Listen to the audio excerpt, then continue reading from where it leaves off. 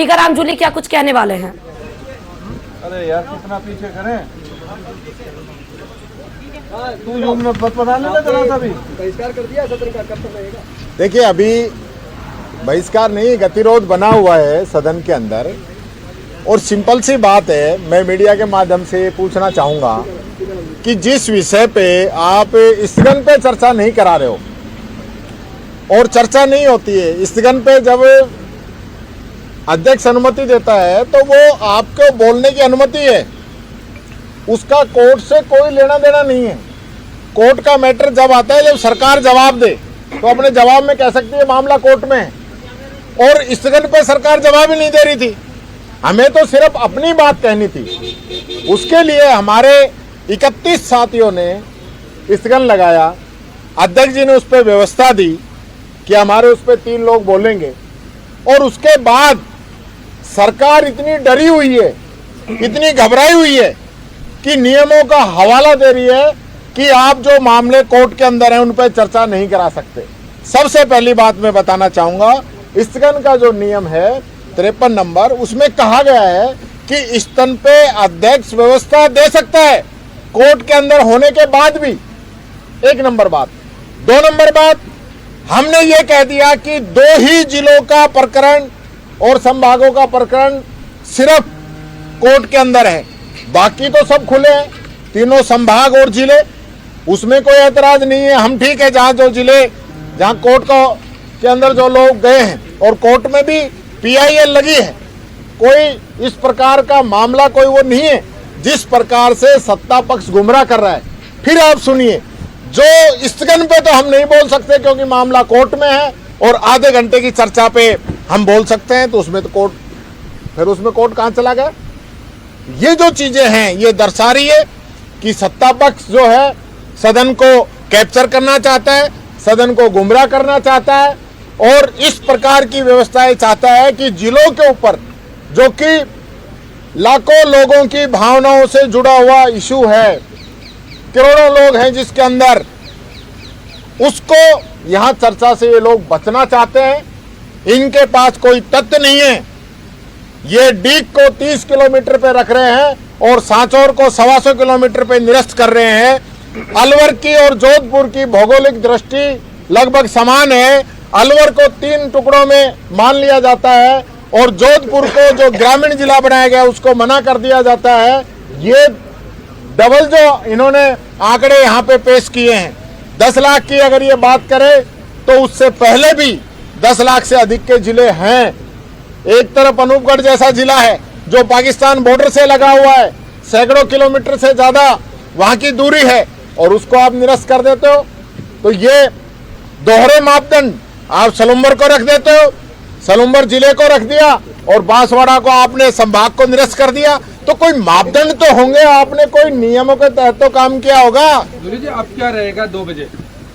अभी देखिए गतिरोध बना हुआ है, अभी अध्यक्ष जी बुलाते हैं, चर्चा होगी, उसके बाद आगे का निर्णय हम करेंगे। नहीं बुलाया है, और नहीं बुलाया है तो बुला लेंगे।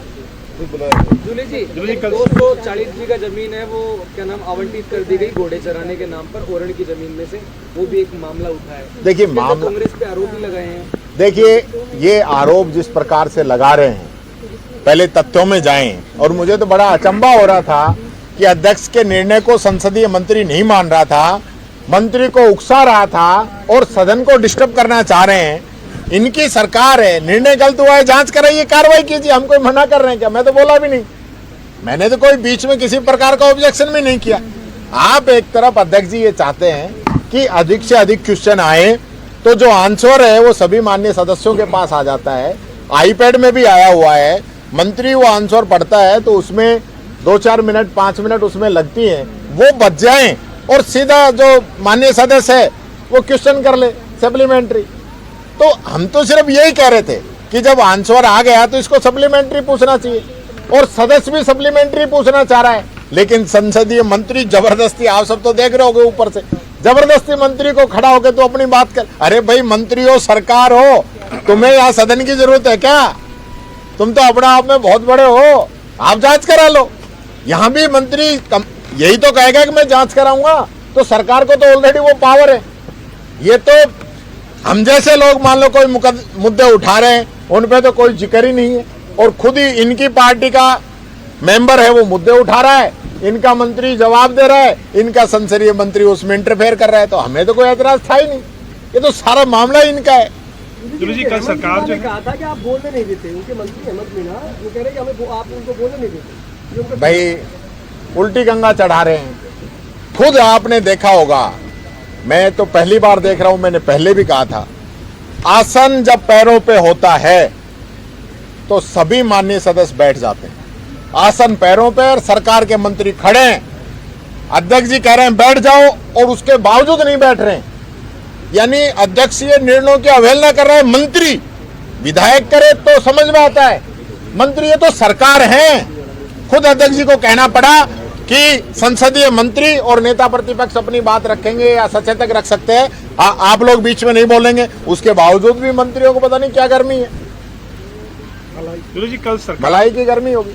कल सरकार 4 पॉलिसी लेके आई है और उन्होंने इसके जो कुछ उद्देश्य बताए, इसमें 2 उद्देश्य ये हैं कि सरकार का जो टारगेट है कि $350 बिलियन की इकोनॉमी 5 साल में अचीव करना है, और दूसरा ये कि जो 35 लाख करोड़ के एमओयू साइन हुए हैं उसको ये इम्प्लीमेंट होने में इन पॉलिसी से मदद मिले। देखिए, इनसे इनका कोई लेना देना नहीं है। रिको के अधिकार बढ़ाकर वापिस जो है आम जनता पे नए नियम ला दिए जाएंगे। आप इकोनॉमी की बात कर रहे हो, जीडीपी लगातार गिरती जा रही है, उस पर एक शब्द नहीं बोलते हैं। देश का, राज्यों का कर्जा लगातार बढ़ता जा रहा है, उस पर एक शब्द नहीं बोलते हैं। बेरोजगारी बढ़ती जा रही है, एक शब्द नहीं बोल रहे हैं। महंगाई बढ़ती जा रही है, एक शब्द नहीं बोल रहे हैं। और यहां तक कि डॉलर और रुपए के लिए बहुत बड़ी बड़ी बातें करते थे।